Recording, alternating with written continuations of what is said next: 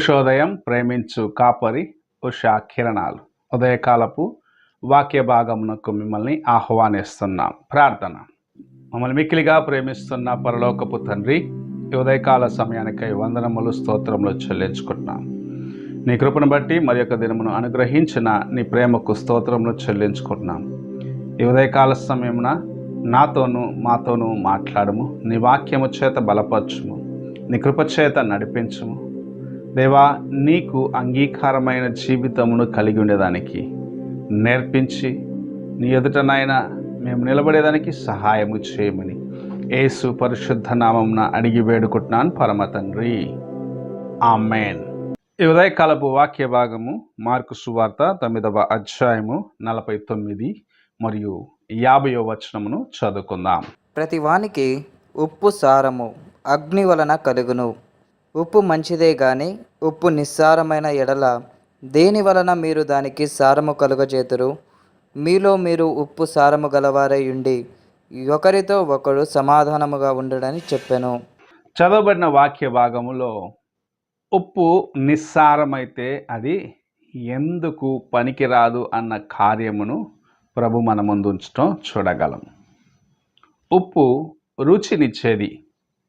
ఉప్పు ఒక స్థలములో ఉన్నట్లయితే ఆ స్థలములో అది ఆశీర్వాదకరముగా ఉన్నదానికి సాదృశ్యముగా ఉన్నది.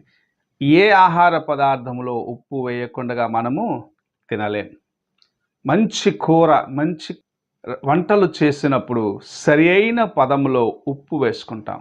కారణం ఏమిటి? అది రుచిని ఇచ్చేదిగా ఉన్నది.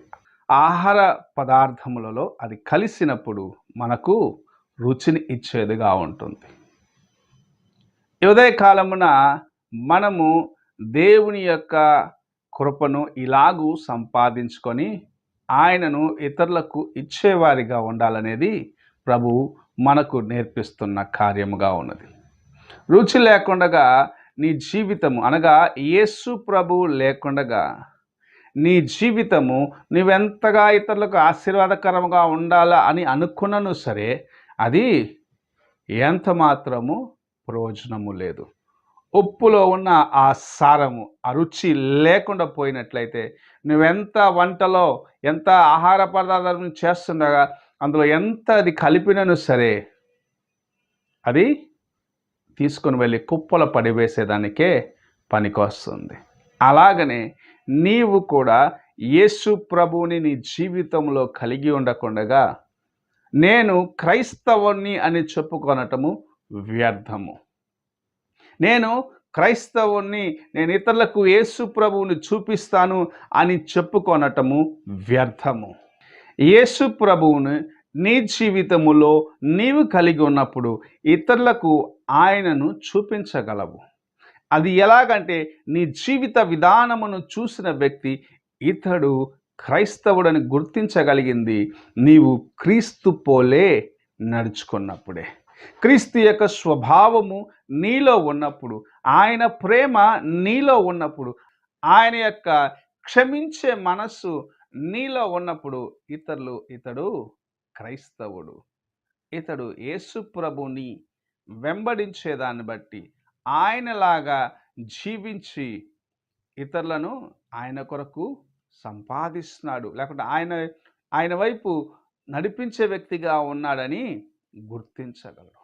ఆయనను చూపించాలి. నీవు నీ జీవితంలో క్రీస్తు ఉండాలి. ఆ రుచి ఉన్నప్పుడే నీవు ఇతరులకు ఆయనను చూపించగలవు.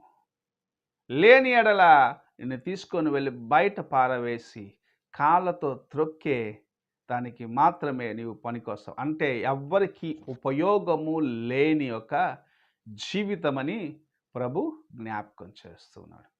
ఉదయకాల సమయమున ప్రభు నిన్ను ప్రేమిస్తున్నాడు. తన కృపచేత నిన్ను నడిపించాలని ఆశిస్తూ ఉన్నాడు. నీ జీవితము అనేకులకు ఆశీర్వాదకరముగా ఉండాలనేది ప్రభు ఆశిస్తున్న కార్యము. ఇది ఎప్పుడు సాధ్యము?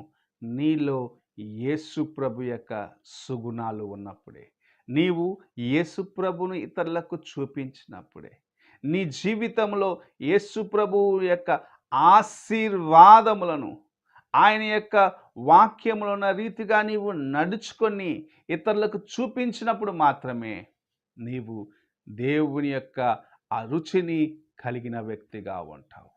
ఈ ఉదయకాల సమయమున నీవు యేసు ప్రభువును కలిగిన వ్యక్తిగా ఉన్నావని ఒక్కసారి పరీక్షించుకో. ఆయన ప్రేమ ఎంతో గొప్పది. ప్రేమ ఎలాగున్నదని నువ్వు ఎలా చూపించగలవు? నీవు అనుభవించినప్పుడు మాత్రమే అని దేవుని యొక్క వాక్యము సెలవిస్తున్నది. నీవు ఇతరులకు ఆయనను చూపించాలనేది దేవుని యొక్క ఆశ. నీవు ఆయన యొక్క ప్రేమను చూపించినప్పుడు నిన్ను చూసిన వారు యేసు ప్రభువుని చూసేదానికి నీవును కూడా సాధనముగా ఉండాలని ప్రభు ఆశిస్తూ నీతో మాట్లాడుచూ ఉన్నాడు. ఆయన యొక్క రుచిని కలిగి ఉండు, ఆయన యొక్క స్వభావమును కలిగి ఉండు, ఆయన ఇతరులకు చూపించు. అప్పుడు గొప్ప ఆశీర్వాదములను ప్రభు నీకు అనుగ్రహించును. ప్రార్థన చేసుకుందాం. పరిశుద్ధుడు అయిన యేసయ్య, ఈ ఉదయకాల సమయంన మీరు మాకు అనుగ్రహించిన నీ వాక్యంను బట్టి నీకు స్తోత్రములు చెల్లించుకుంటూ, దేవా నీకు మేమింకా సమీపముగా రావటానికి నీ యొక్క సుగుణాలను కలిగి ఉండేదానికి మాకు నేర్పించమని, నీ కృపచేత నడిపించమని, నీ యొక్క నాయన ఆశీర్వాదముల చేత బలపరిచి మమ్మల్ని ముందుకు కొనసాగింప చేయమని యేసు పరిశుద్ధ నామమున అడిగి వేడుకుంటున్నాను పరమ తండ్రి. ఆమేన్. తండ్రి అయిన దేవుని ప్రేమ, కుమారుడైన క్రీస్తు కృప, ఆదరణకర్త అయిన పరిశుద్ధాత్మ యొక్క సహవాసము ఎప్పుడును ఎల్లప్పుడూ తోడై ఉండి సదాకాలము నడిపించునుగాక. ఆమేన్.